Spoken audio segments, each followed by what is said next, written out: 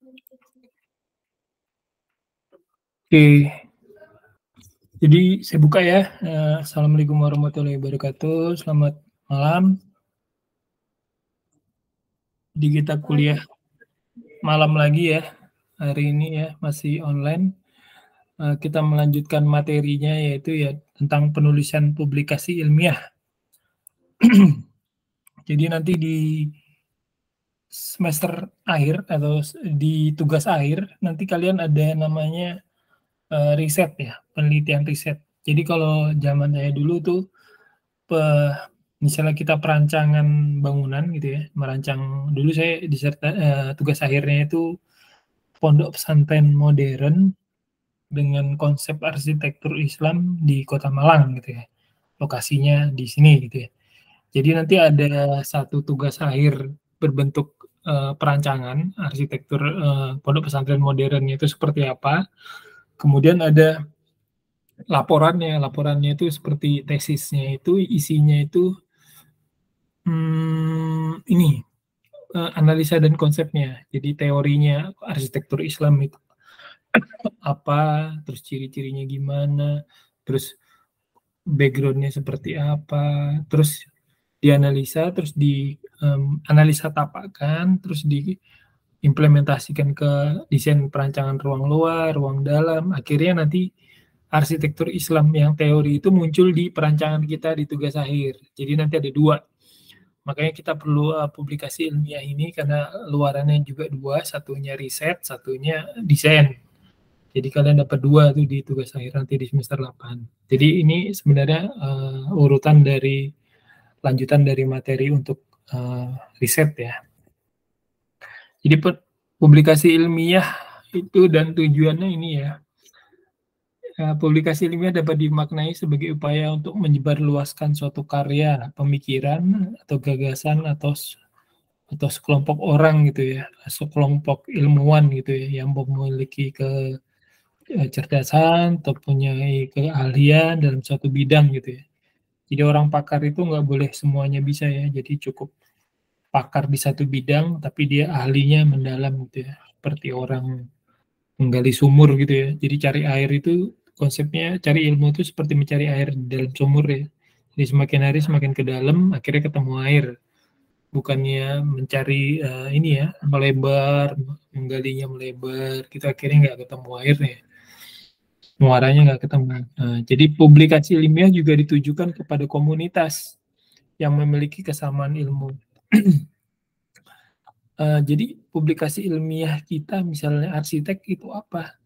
Ya, berarti dalam kerangka keilmuan arsitek gitu ya. Jadi kita background-nya arsitek nggak boleh ngomongin tentang ini ya, lingkungan gitu ya, atau ngomongin tentang hutan, atau ngomongin apa gitu. Tapi bagaimana perancangan adaptasi perancangan arsitektur dalam konteks hutannya gitu. Tapi nggak boleh tentang hutannya, tapi adaptasinya perancangan arsitekturnya seperti apa gitu ya, kalau lokasinya itu di hutan gitu, misalnya di IKN sana. Kemudian publikasi ilmiah dapat dilakukan oleh mahasiswa, dosen, masyarakat, pemerintah, dan badan tertentu. Masyarakat bolehkah melakukan riset? Tentu boleh ya. Mereka kalau ada memiliki background keilmuan gitu ya, boleh mereka melakukan riset gitu ya. Misal riset tentang daur ulang sampah kali ya. Itu bisa berupa riset gitu ya. Kalau mahasiswa boleh. Jadi ada beberapa mahasiswa yang di saat berkuliah S1-nya itu mengeluarkan riset penelitian banyak gitu ya. Karena dia merasa untuk membuat portfolio gitu ya. Ketika nanti dia lulus, dia S1-nya banyak risetnya gitu ya. Istilahnya ikut dosennya riset di mana, dosennya punya penelitian di mana gitu, dia ikut gitu. Akhirnya muncul jadi di belakang dari nama dosennya itu. Jadi penulis pertamanya itu dosen, terus penulis kedua nama ketiga, keempatnya itu mahasiswanya karena dia ikut terlibat dalam mencari data gitu ya, atau melakukan ngukur atau melakukan ini ada di ilustrasinya ya. Jadi riset itu dilakukan oleh beberapa orang lah ya. Jadi ada misalnya ini dosennya gitu ya, meneliti pohon gitu ya.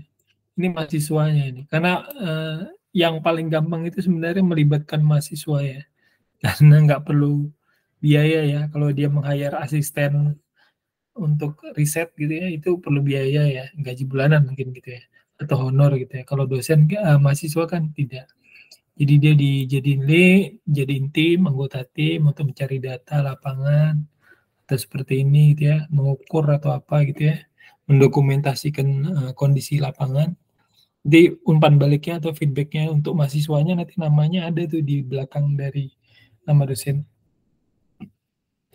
Oke, kemudian tujuan penelitian ilmiah ini adalah untuk mencari solusi ya. Nah, jadi kita kemarin artikelnya udah coba ditulis beberapa itu ya. Jadi, udah bagus, jadi udah bagusnya gini, jadi ada kita kan kritis ya terhadap sesuatu yang, tidak sesuai gitu ya. Jadi kritisnya itu, banjir nih, ada beberapa yang beropini tentang banjir gitu ya. Sebenarnya banjir itu kan bisa dicegah ya. Nah, banjir, terus ada beberapa artikelnya juga untuk mengungkapkan solusinya. Jadi ada yang menulis, ini drainasenya dibesarin, terus ada lagi yang beropini tentang, untuk lahan itu harusnya nggak boleh diizinkan untuk dibuka. Misalnya ini, hutan terus dibuka, tapi tanpa ada, pembangunan lanjutannya. Jadi itu harus izin itu memang harus dipakai untuk langsung dibangun gitu ya, langsung dibikin gitu ya, nggak boleh dia cuma dibuka lahannya, dikupas, habis itu bertahun-tahun, nggak diapa-apain. Contohnya itu di ini ya, BJ-BJ itu ya, itu kan kanan kirinya itu udah dikupasin zaman, tahun berapa gitu ya, tapi dibuka, nggak diapa-apain, akhirnya setiap hujan gede itu lumpur masuk ke jalanan ya.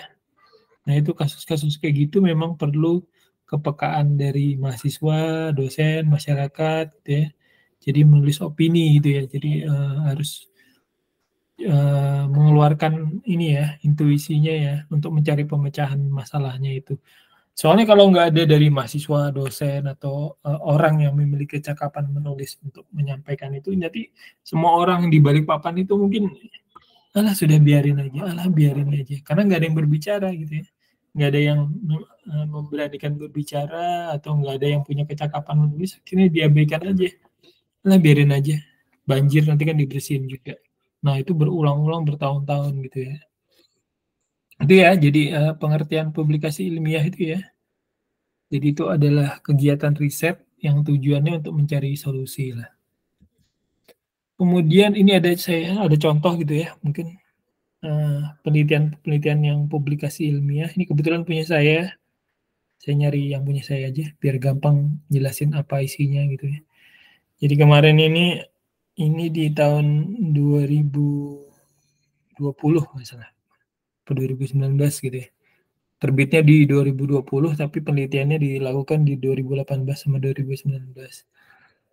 Jadi saya ini berpikiran gini, Karyango itu udah disiapkan, industri Karyango itu udah disiapkan ya perencanaannya, udah disiapkan jalan tol, udah disiapkan pembangkit listrik batubara ya nggak salah itu ya, pembangkit listrik, terus pelabuhan peti kemas, tapi nggak bisa ini ya, nggak bisa serta-merta jadi ramai gitu ya. Terus itu bersinggungan juga dengan Sungai Wain gitu ya. Nah itu saya coba melakukan riset, eee, saya nilai dulu nih, sebenarnya industri Karyango itu berkelanjutan apa tidak gitu ya. Karena itu berada di ini ya, di dekat zona green belt ya, Sungai Wain, green belt-nya Sungai Wain, terus di situ diletakkan kawasan industri yang, beberapa itu memindahkan dari Manggar ya kalau nggak salah. Jadi beberapa itu dipindahkan ke sana untuk mengurangi kepadatan atau membuat satu sistem, industri yang terintegrasi sama tol gitu ya. Terus dilakukan riset gitu ya, melakukan penelitian dengan variabelnya apa gitu. Ternyata di sana nggak berkelanjutan karena hasil risetnya itu infrastruktur fisiknya ada, seperti jalan tol, terus, listrik gitu ya, kemudian pembangkit listrik segala macam, akses-aksesnya ada gitu ya. Tapi ITK juga ada di sana gitu ya, bersinggungan dengan tol itu juga udah disiapkan gitu. Tapi ternyata di sana infrastruktur air itu nggak ada gitu ya, sama permukiman itu juga nggak ada. Jadi PDAM itu belum nyampe ke sana gitu ya. Jadi iya, industri di sana masih pakai WTP ya waktu saya lakukan riset. Jadi belum ada sistem air yang terpadu ya, padahal itu udah infrastruktur utamanya ya. Kemudian singgungan juga dengan green belt itu ini ya, berapa kali kita Karyang itu melakukan 2 kali perubahan RT RW nggak salah, untuk melakukan perluasan wilayah. Nah itu memotong green belt-nya Sungai Wain itu 2 kali gitu ya, untuk dipakai sama kawasan industri. Tapi nyatanya sampai sekarang kita belum menikmati ini ya, industri itu menjadi suatu penggugah ekonomi kita yang besar ya, masih belum ya kalau kita nilai. Kemudian yang di sebelah kiri ini sebenarnya ini tentang sudah dapat ini nih, jadi misalnya kita udah contohnya Karyango tuh nggak berkelanjutan gitu ya, terus indikatornya ini, kemudian merumuskan ini, dilanjutkan penelitian lanjutannya yang harusnya berkelanjutan itu seperti apa, ini ya. Jadi saya melakukan riset lagi gitu ya. Oke, ini contoh 2 gitu ya, penulisan publikasi ilmiah yang berdasarkan riset gitu ya, penelitian lapangan, literatur, itu kemudian nanti ditulis gitu ya, seperti yang kalian tulis sekarang. Bertahap kita coba ya, jadi kalian nanti pelajarin sekarang itu teknik penulisannya di semester lanjutannya semester berapa ya, yang ada tulisannya metodologi penelitian. Di situ nanti yang ngajar saya juga, di sana kalian nanti ini metodologinya. Jadi kalau mau meliti ini, terus yang kalimat tanyanya ini, itu metodenya pakai apa? Nah itu nanti di sana, nanti kalian belajarnya di sana. Jadi pakai metode ini, nanti hasilnya seperti ini gitu. Kalau pakai metode ini hasilnya seperti ini gitu. Nanti di ini ya, di kelas metodologi penelitian ya, di semester 2 semester lagi ya kalau nggak salah, atau 1 semester lagi, saya kurang aware. Nah di sana nanti kalian pelajari lanjutannya dari mata kuliah penulisan ilmiah ini. Luarannya nanti seperti ini ya, jadi kalian nanti bisa menulis artikel yang dipublikasikan di jurnal yang terakreditasi gitu ya. Lanjutannya, oke. Ini ya, jadi saya kasih bayangan dulu. Jadi sebelum masuk ke metodologi penelitian itu sistematika penulisan itu ilmiah itu seperti apa gitu ya. Jadi kalian biasanya itu pengamatan langsung. Jadi ketika kalian itu lagi di mana, kemana gitu ya, menemukan sesuatu yang nggak bagus, nggak layak, nggak sesuai, nggak nggak deh pokoknya gitu ya. Atau kalian tahu pernah baca peraturan Perda Kota Balikpapan tentang ini ketertiban umum tahun 2021 apa 17 ya. Jadi di situ ada tuh Kota Balikpapan itu punya perda yang mengatur masyarakat kotanya. Jadi kalian itu nggak boleh nyuci motor di atas trotoar, nggak boleh nyuci motor itu airnya ke jalanan raya. Itu ada tuh di perdanya itu. Jadi kalau kalian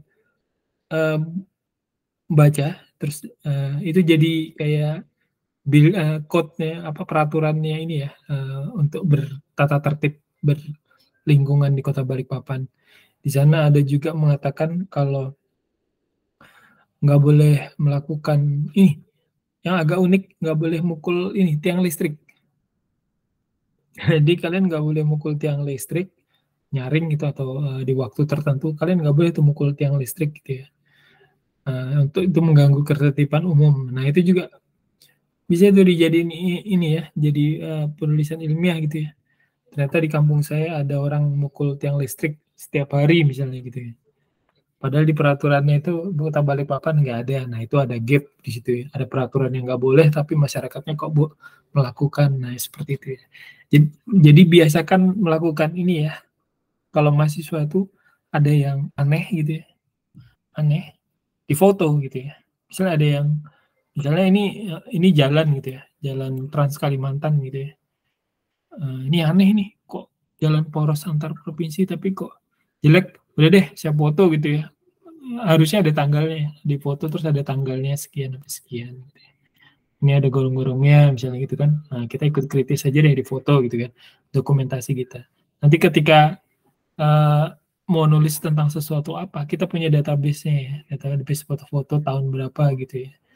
Juga sama ini ya, jadi misalnya ada permukiman yang kurang tertib atau kumuh gitu ya, lagi jalan-jalan atau lagi-lagi olahraga pagi gitu ya, difoto aja gitu ya. Ternyata lokasinya di mana gitu ya. Sama seperti ada bangunan di atas air tapi ini rentan sekali banjir gitu kan. Ini udah tinggal 10 cm, 30 cm itu banjir gitu ya, dalam kondisi normal, didokumentasikan gitu ya. Gitu. Jadi itu sebagai bahan dasar gitu ya untuk kita menulis penulisan ilmiah. Seperti Afika gitu mungkin dia foto gitu ya, jadi di lapangan dilihat sepinggan itu macet gitu ya. Dia mungkin hari-hari lewat situ terus ini macet nih sebenarnya apa gitu ya, difoto lah sama dia. Nanti sama dia dicari literaturnya sebenarnya apa sih yang bikin macet ini, kenapa kok macet. Nah itu bisa kalau memang memiliki keseriusan itu nanti bisa ditulisnya gitu di koran gitu ya. Taruh koran nanti dibaca sama orang.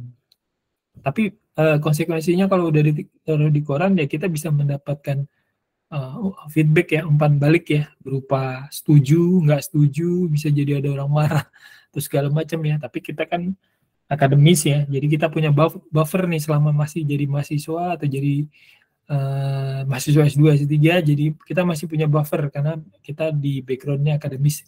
Karena masih mahasiswa, perspektifnya akademis gitu ya. Tapi kalau udah keluar, udah nggak jadi mahasiswa, beropini gitu, harus di-challenge ya, harus berani ya ketika dimarahin sama orang itu ya, berdebat nggak apa-apa berdebat, karena berdebat juga sehat. Oke, jadi sistematika penulisan ilmiah, struktur paragrafnya itu struktur paragrafnya itu berbeda-beda ya, dari tiap publisher penerbit gitu ya. Jadi kemarin si Dian bertanya ini ya, abstraknya pakai apa enggak Pak gitu ya, atau ngikutin yang mana gitu ya. Karena saya belum menetapkan kita mau pakai publisher yang mana gitu ya, penerbit yang mana gitu ya. Boleh dikasih abstrak, boleh juga nggak dikasih abstrak. Yang penting strukturnya ada ini ya, kemarin latar belakang, kajian pustaka, kajian literatur ya, kemudian pembahasan, kesimpulan ya, sama daftar isi. Nah itu aja sih sebenarnya yang jadi acuan. Kemudian penulisan merupakan hasil penelitian yang melibatkan kegiatan fakta lapangan atau kemudian ada kegiatan teori gitu ya. Nah, jadi kalau menulis hasil penelitian harus ini ya, empirisnya ini ya. Fakta lapangan itu dibuktikan dengan apa? Bisa dengan foto, bisa dengan video gitu ya. Bisa dengan data-data ini apa? Peta ya, digitasi peta. Kemudian disandingkan sama teori. Teorinya ada di kajian literatur kemarin ya. Tuh, jadi pokoknya harus ada fakta lapangannya dulu ya, untuk mendahului penulisan, kemudian ada teorinya gitu ya. Jadi kemarin yang menulis tugas gitu kan nulis latar belakang dulu tuh. Balikpapan itu kota gini-gini, terus ada IKN segala macam. Kemudian ada yang mengatakan karena ada IKN banjir gitu ya. Jadi karena ada IKN macet kota Balikpapan gitu ya, dirasakan berbeda karena sekarang udah macet gitu ya. Nah, kemudian dicari literatur tambahannya, kajian literatur. Macet itu apa segala macam. Udah bener, udah jalan sih kemarin. Udah bisa semua. Nah, terus di pembahasannya itu apa sih saran-sarannya apa menurut dari kalian gitu ya. Itu udah bagus sih. Oke. Hasil penelitian yang dimaksud adalah belum pernah dilakukan sebelumnya. Ini agak sulit ya. Biasanya ini di S2, S3 ya. Jadi penelitian ini memang misalnya kita meneliti ini gitu ya, memang belum pernah diteliti gitu ya. Kalau dia udah diteliti sama orang, ya udah nggak perlu diteliti lagi. Misalnya kalian nulis artikelnya itu kan saling berdiskusi lah. ya, nulis artikel penelitian itu kan sejawat. Sejawatnya peneliti itu sama-sama profesi, peneliti arsitek sejawatnya. Kalau mahasiswa ya temennya sekelas gitu ya. Jadi nanti ada diskusi di sana. Misalnya, saya mau meliti tentang pasar di Sepinggan, terus saya meneliti tentang ini. Nah itu kalian berdiskusi tuh sama temennya dalam satu forum gitu kan. Jangan sampai topiknya sama, jangan sampai lokasinya sama, terus background empirisnya juga sama, fakta lapangannya sama gitu kan. Bisa jadi karena sama, wah ini akhirnya bukan nggak boleh, tapi akhirnya yang pertama kali disetujui terbit, itulah yang menang gitu ya. Akhirnya yang terakhir disetujui terbit, itu yang dinyatakan dia memplagiasi kerjaannya ini, yang udah terbit. Padahal yang udah duluan ngerjain yang ini, tapi dia lama di-publish-nya, maksudnya lama diterima sebagai penelitian gitu ya. Nah, jadi itu harus cepet-cepetan kalau nulis publikasi ilmiah itu, karena takut diduluin sama orang gitu. Karena orang bisa jajah hari-hari lewat situ gitu, akhirnya pemikirannya sama, saya nulis duluan deh, saya terbitin. Terus nggak lama sebulan kemudian kita terbitin juga. Nah, akhirnya penerbitan kita ini menjadi dinilai sebagai plagiasi dari penerbitan yang dulu terbit. Itu ya, kebayang ya. Kemudian ada fakta lapangan, yaitu melibatkan survei, foto, wawancara, pengumpulan data kuesioner atau pengukuran ya. Fakta lapangan itu bukan hanya foto ya, bisa misalnya Vika ingin memperdalam lagi ya, karena udah dapat foto, dia wawancara nih. Jadi misalnya dia iseng gitu ya,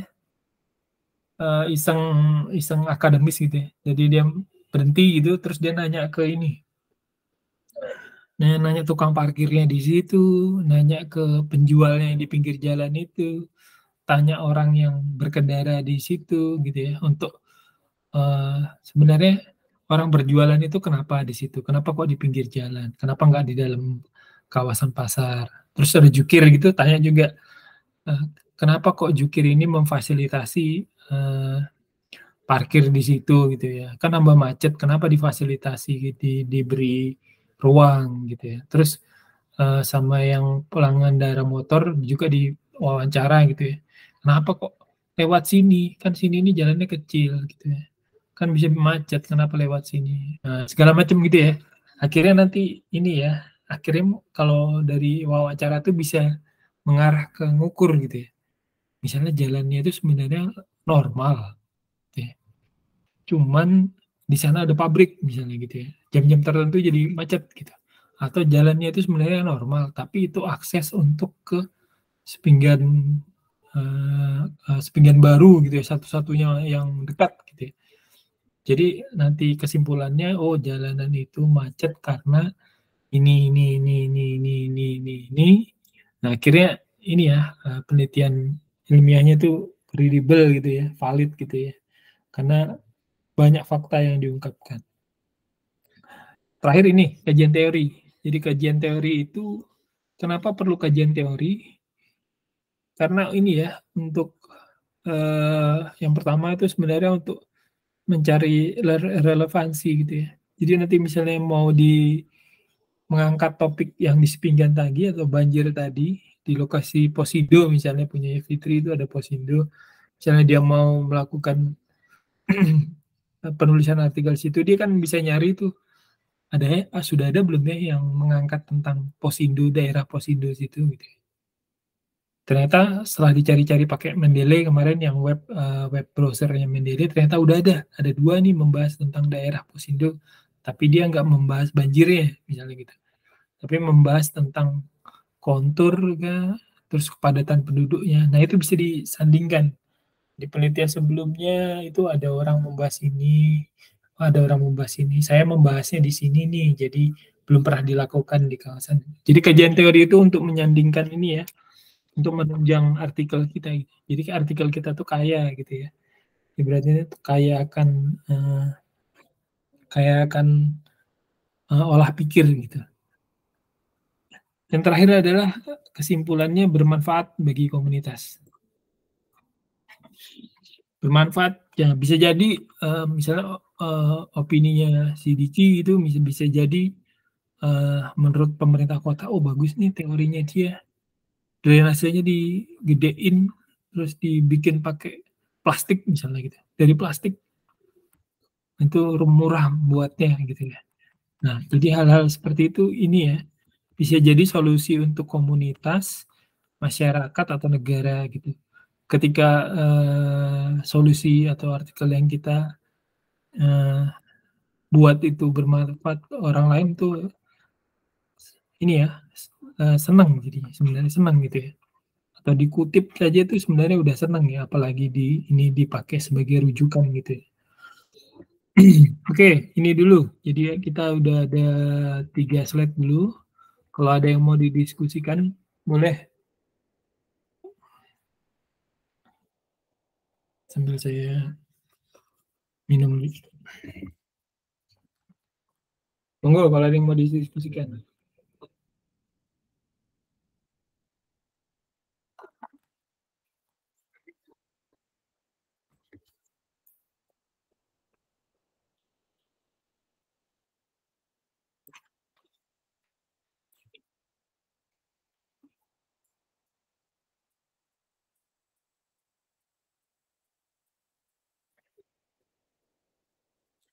Oke, lanjut ya.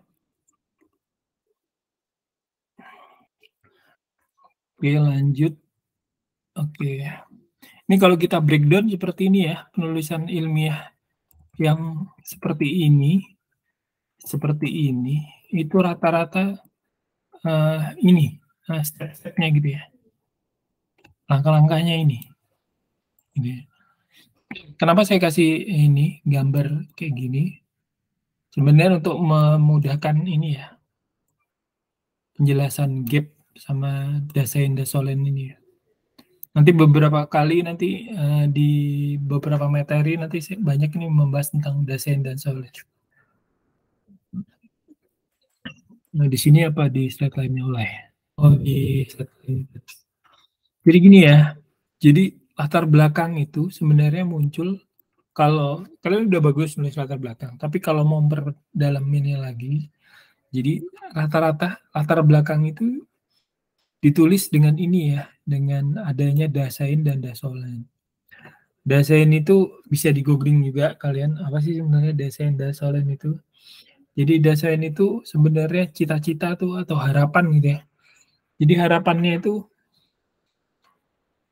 harapannya, di Balikpapan itu perumahannya seperti ini gitu ya. Maksudnya bersih gitu ya, lingkungannya bersih lah, nggak usah bangunannya, lingkungannya itu bersih-bersih, seperti ini bersih gitu ya. Tapi kenyataannya seperti ini. Jadi ini ada 2, ini kalau ini di Kolombia nggak salah. Dalam satu lingkungan itu berbeda ya, kanan sama kirinya itu berbeda gitu ya. Penghuninya juga berbeda, pendapatan penghuni juga berbeda. Jadi, eee, harapannya itu ini, dasoinnya itu harapannya ini bagus-bagus gini ya, lingkungannya sehat. Dasolennya itu kenyataannya gitu ya, kenyataannya itu, faktanya itu ternyata nggak semuanya sehat gitu ya, ada lingkungan yang seperti ini gitu ya. Kemudian ada muncul gap, kesenjangan gitu ya, kesenjangan antara dasain dan dasolen gitu ya. Kesenjangan dari harapan pemerintah daerah itu punya perda tata tertib, tapi kenyataannya masyarakatnya belum tertib gitu ya. Nah, kemudian tuh ada gap. Nah, gap-nya itu yang menjadi rumusan masalah. Jadi gap-nya itu, eee, Balikpapan punya perda tentang tata tertib kota yang menjelaskan tentang, eee, dilarang, melakukan, kebisingan gitu ya, nyetel musik nyaring-nyaring itu nggak boleh di Balikpapan, itu ada perdanya. Kemudian di satu sisi, banyak masyarakat yang, nggak peduli gitu ya. Tapi kalau kita tahu perdanya ini, kita bisa, jelaskan ke yang nggak tahu perdanya ini, atau orang dari luar gitu ya, bukan dari Balikpapan gitu ya, yang, pendatang gitu. Kita bisa menjelaskan, "Bapak ini ada perdanya ini loh, di Balikpapan itu. Jadi saya bisa melaporkan Bapak," misalnya gitu, atau "Bapak tuh bisa kena sanksi, nggak salah tuh dendanya 5 juta atau kurungan," gitu loh. Jadi itu ada jelas gitu ya, "Kalian itu orang Balikpapan itu nggak boleh gini gini gini gini." dan di akhir perdanya itu dijabarkan ini nih sanksinya. Jadi itu harus tertib gitu ya. Nah di situ ternyata yang satunya ada peraturan, yang satunya nggak tertib. Nah di situ ada gap. Nah di situ kalian cari, digali, akhirnya jadi satu penelitian, gitu ya. Sama kayak ini anak kecil gitu ya. Di sini ini uh, nggak bonafit lah ibaratnya, tapi di sebelahnya ini tower-tower segitu ya segala macam. Berarti ada kesenjangan. Kesenjangan bisa jadi nggak hanya kemiskinan ini ya atau keuangan ya, tapi bisa jadi sosial ya. Akhirnya mahasiswa lingkungan itu nggak mendapatkan pelayanan yang sama gitu ya. Dari bisa jadi orang ini sama-sama KTP DKI gitu ya misalnya gitu ya. Tapi dia bisa jadi yang ini nggak dapat pelayanan yang sama dengan ini ya. Karena adanya kesenjangan itu. Kemudian ini ya, kemudian kajian pustaka udah jelas ya, kalian udah bisa bikin. Terus metodologi ini nanti dipelajarin di semester lanjutannya nanti. Kemudian pembahasan ada sebagian yang udah benar, ada sebagian yang masih ini masih abu-abu ya penjabarannya. Dia cuman pengertian ya di dalamnya situ, bukannya untuk membahas menurut ini terus menurut saya ini. Nah itu harus ada adu pembahasan itu sebenarnya adu ya, adu perspektif ya. Akhirnya kesimpulannya adalah menurut saya pasar itu harus pasar sepinggan itu misalnya menurut Afika pasar itu harus ditertibkan segera gitu ya. Karena itu adalah citra Balikpapan karena dekat bandara gitu ya. Bandara dan itu bisa jadi tempat apa ya, kurang menarik segala macam. Jadi statement tuh harus kesimpulan tuh harus ini ya, bombastis gitu ya, biar orang membacanya tersinggung atau orang tuh membacanya jadi wow gitu ya. Jadi memang gitu, memang kayak gitu tuh biasanya. Jadi orang membaca tuh kan karena ada kena tendang atau kena apa gitu ya. Kalau orang nggak kena apa-apa, orang malas baca gitu ya. Seperti ini ya, kalau nggak viral nggak apa nggak diusut gitu ya. Kalau di sekarang kan yang lagi rame itu ya, nggak viral nggak diusut. Oke, sebelum ke slide terakhir mungkin ada yang mau dibahas di ini struktur. Ini sebenarnya bukan struktur paragraf, struktur penulisannya. Nah, ada yang mau didiskusikan? Apa-apa random saja, nggak harus ini.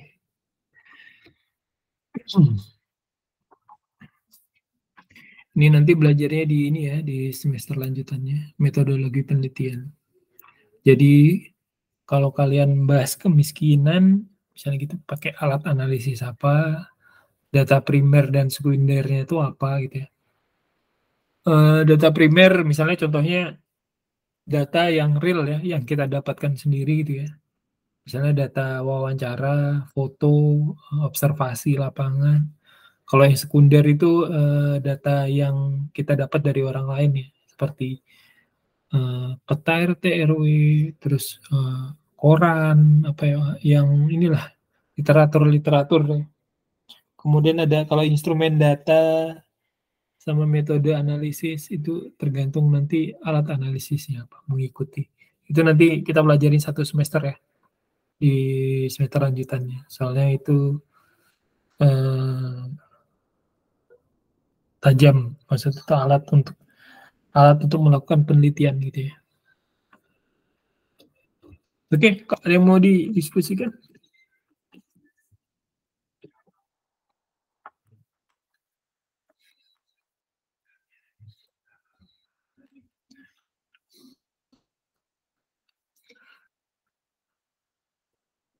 Pak, Ya. yang kemarin dikumpulnya kapan lagi, Pak? Tuh kemarin itu nanti diperbaikin, kalau mau asistensi lagi juga nggak apa-apa, kalau mau dikumpulinnya nanti di UAS nggak apa-apa. Nanti itu kan udah ada feedback dari saya tuh. Nanti kan kalian pertajam lagi, bisa mungkin kalian perbaiki latar belakangnya. Ini udah ada nih penjelasan tentang Dasein, Dasolen, itu ada gap, mau saya masukin di latar belakang saya deh biar lebih bagus gitu kan. Gak apa-apa, boleh. Terus kajian pustaka kan kalian udah dapat penjelasannya juga. Terus apa yang harus dilakukan di sini dan di kesimpulan diperbaiki nggak apa-apa. Selain yang ini ya, selain yang di komen review saya ya. Kalau yang di komen review saya itu kan ini ya, lebih banyak ke plagiasinya itu ada yang tinggi gitu ya. Terus paragrafnya kurang efektif segala macam. Itu bisa diperbaiki. Yang ada di review saya itu diperbaikin, itu cukup, udah cukup. Tapi kalau mau perbaikin sampai ngikutin materinya yang sekarang itu juga nggak apa-apa, lebih bagus lagi gitu ya Afika ya. Oke, Pak.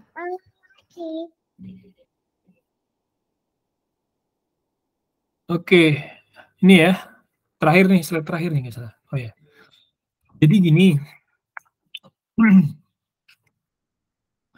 kita Prodi Arsitektur Uniba itu punya jurnal ilmiah ya, namanya tuh Arsitektur Display ini.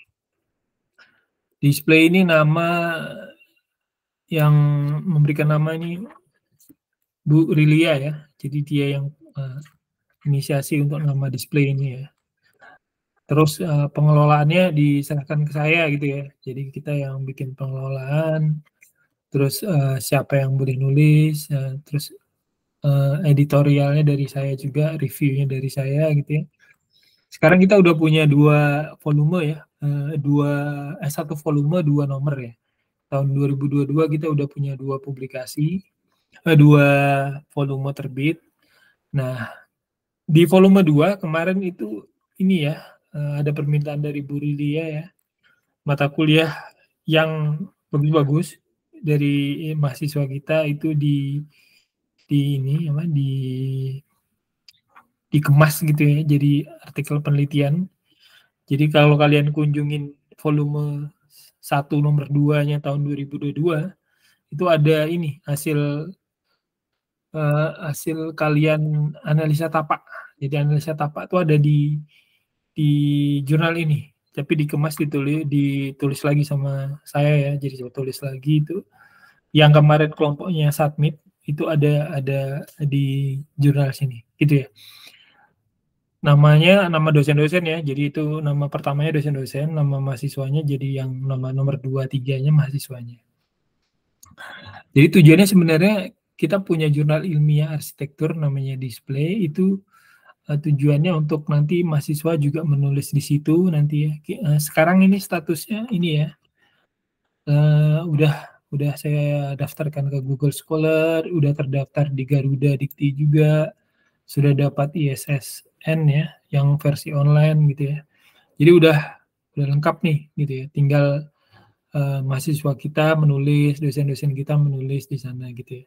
Kita udah punya wadahnya ini. Ya, jadi ini udah cukup bagus gitu ya. Nanti di setahun lagi kita coba akreditasikan ke Dikti ya untuk Sinta. Sinta tuh level dari publikasi. Nah gitu. Jadi harapannya ini ya semuanya tuh nanti kalian kan setelah semester 8 itu harus nulis di sini ya. Jadi kalian bikin penelitiannya itu disubmit di sini. Jadi nanti satu sama dosen pembimbingnya siapa gitu ya, tugas akhir. Itu nanti laporan akhirnya itu disubmit di sini, disubmit di jurnal kita. Jadi nanti misalnya kalian ini ya ditanya itu punya artikel ilmiah nggak gitu ya. Oh saya ada, coba search aja di online itu ada gitu ya.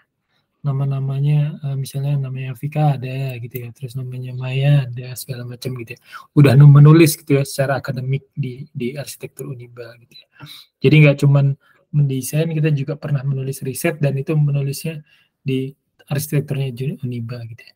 Jadi apa yang bisa diteliti di sini sebenarnya awalnya yang ini ya pokoknya konteksnya tuh ada tentang bangunan, terus komunitas dan masyarakat gitu ya. Nah, yang ada kontak sama masyarakat, ada kontak sama bangunan gitu ya, ada kontak sama lingkungan. Jadi 3 itu ya. Jadi kalian bisa merumus, menulis gitu. Nanti di submit gitu ya. Nanti dapat review sama seperti yang sekarang dilakukan. Kalian submit gitu ya. Nanti saya dapat review gitu. Saya review gitu ya. Nggak boleh lebih dari segini plagiasinya. Kata-katanya diperbaikin segala macam. Ini nggak baku gitu ya. Ini yang baku, tulis yang baku seperti apa gitu. Sebenarnya tujuannya biar kalian nanti pas di semester akhir nanti gampang gitu yang bikin jurnalnya gitu ya. Tinggal submit, udah lulus gitu ya.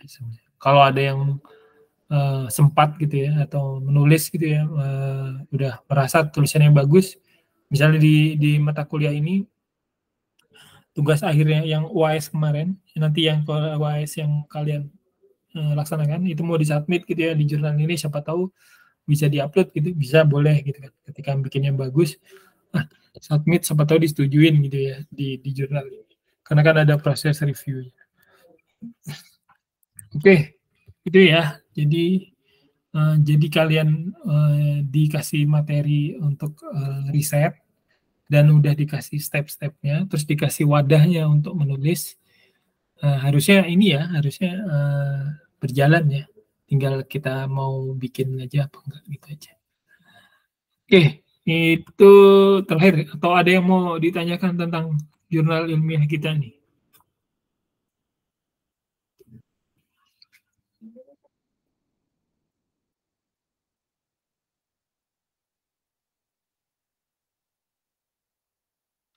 Atau ada yang ini ya, mau jadi akademis, menjadi dosen gitu kan?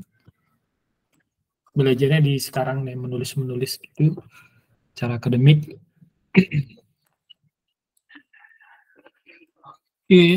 Andi kemana ya Andi? Saya kok nggak ada lihat Andi.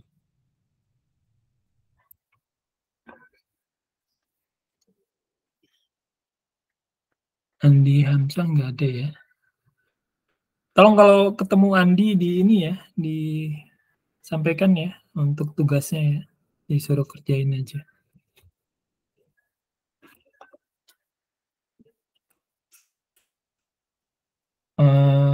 Gini ya, jadi saya ulangi lagi ya. Jadi tugas itu sebenarnya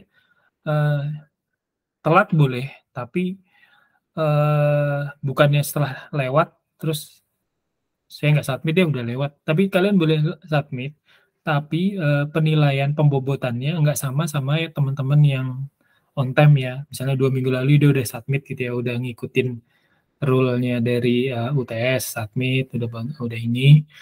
Terus ada temennya yang nyusul gitu ya, sakit juga tugasnya tapi udah telat melewati deadline itu, boleh tapi skor pembobotannya nggak sama ya, lebih tinggi teman-temannya yang on time kemarin gitu. Tapi daripada nggak ngerjain terus nggak dapat nilai apa-apa kan sayang gitu ya.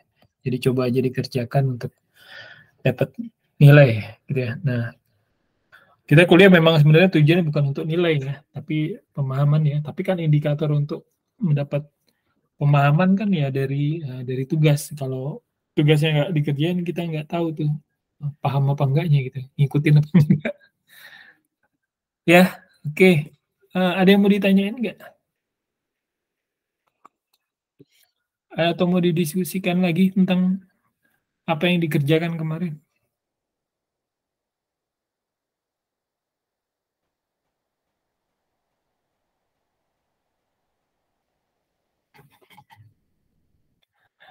Tapi semua udah dapat ya, udah dapat feedback ya dari saya ya. Saya udah, Pak. Diki juga kayaknya udah deh. Udah ya. Jadi ya, kalau belum ada nanti ini ya, siapa tahu saya miss di email gitu ya. Oke, kalau nggak ada yang ini mau didiskusikan, saya ini ya. Ini untuk bab ini ya, menulis artikel yang ilmiah, yang akademis, di pekan depan tentang menulis yang artikel yang di koran ya. artikel koran seperti apa gitu ya. Itu yang ada contohnya tentang perda ini ya, tahun 2017, jadi perda nomor 10 kayaknya. Kalian bisa baca-baca juga tuh, peraturan daerah Kota Balikpapan nomor 10 tahun 2017 tentang ini penyelenggaraan tertiban umum. Jadi sana tuh ada ini tuh, ada yang ketertiban yang lucu-lucu tuh yang bisa kalian ini jadi apa ya, pemahaman lah istilahnya. Oke, itu aja ya dari saya untuk pertemuan hari ini. Jangan lupa absen. Sebentar saya screenshot dulu bukti buat Mbak Ika.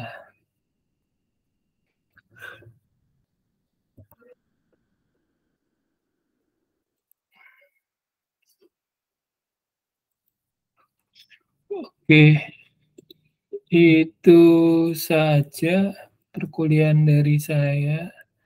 Saya ucapkan terima kasih untuk hadir dan saya ucapin selamat malam dan assalamualaikum ya warahmatullahi wabarakatuh.